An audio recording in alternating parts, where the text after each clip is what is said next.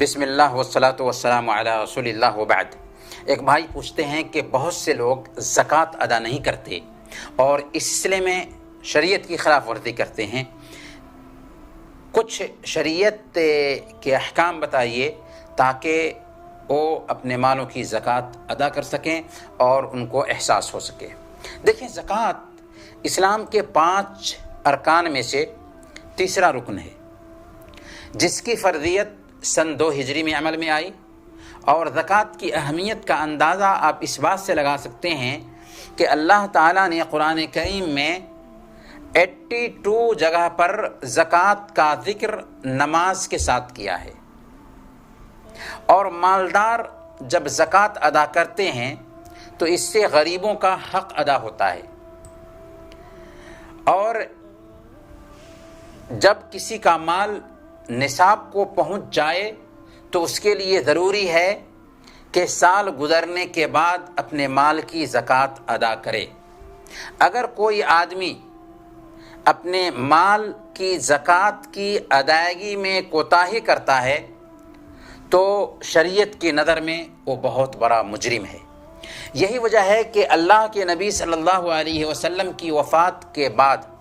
کچھ لوگوں نے زکوٰۃ دینے سے انکار کیا تو حضرت ابوبکر صدیق رضی اللہ تعالیٰ عنہ نے ان کے خلاف اعلان جنگ کیا۔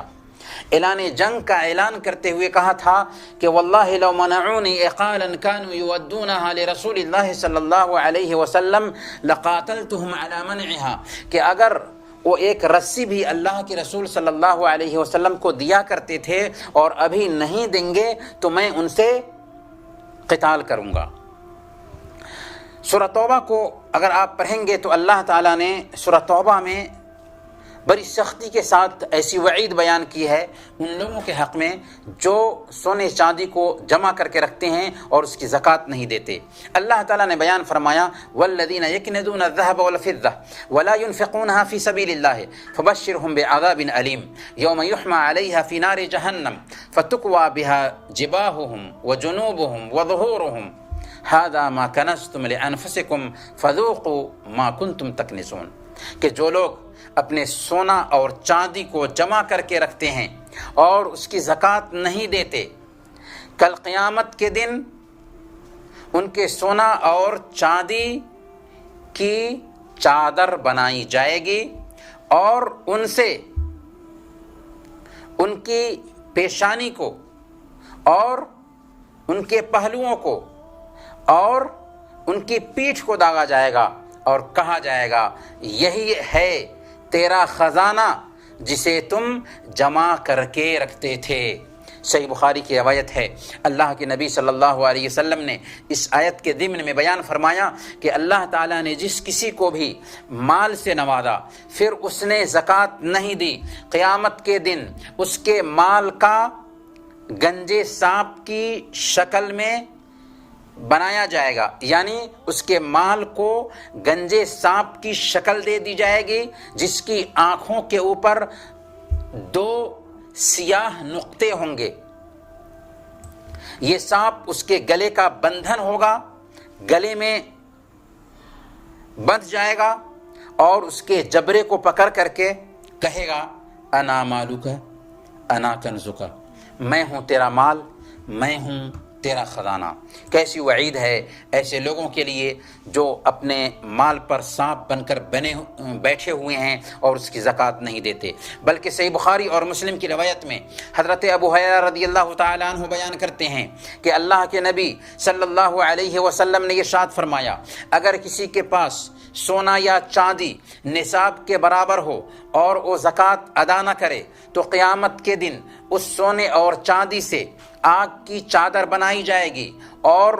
اس چادر کو جہنم کی آگ پر تپایا جائے گا، پھر اس سے اس کے پہلو، اس کی پیشانی اور اس کی پیٹھ کو داغا جائے گا۔ اگر چادر ٹھنڈی ہو جائے تو پھر اسے گرم کیا جائے گا اور اس کو یہ عذاب دن بھر دیا جائے گا۔ کس دن بھر؟ اللہ کے نبی صلی اللہ علیہ وسلم نے بیان فرمایا کہ جس دن کی مقدار 50,000 سال کے برابر ہوگی۔ اس کے بعد بندوں کے عملوں کا فیصلہ سنایا جائے گا اور یہ زکوٰۃ دینے والا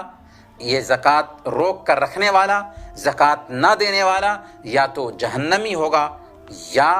جنتی ہوگا، یعنی اپنے عمل کے اعتبار سے۔ لیکن دنیا میں زکوٰۃ روک کر رکھا تھا تو اس کی سزا اس کو مل کر رہے گی۔ اللہ اکبر، کتنی سخت وعید ہے ایسے لوگوں کے لیے جو اپنے مالوں کی زکوٰۃ ادا نہیں کرتے ہیں،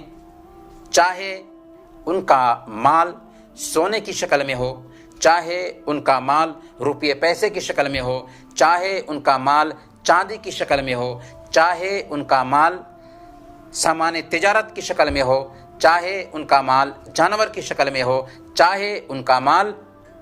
زمینی پیداوار کی شکل میں ہو، ان کو چاہیے کہ اپنے مالوں کی زکوٰۃ نکالیں، کیونکہ یہ اللہ کا حق ہے اور بندوں کا بھی حق ہے۔ جب تک کہ اس کی ادائیگی نہیں ہوگی تب تک کہ ہم کو نجات نہیں مل سکتی۔ اللہ تعالی ہم سب کو اپنے مالوں کی زکوٰۃ نکالنے کی توفیق عطا فرمائے۔ وصلی اللہ علی نبینا محمد وعلی آلہ وصحبہ اجمعین۔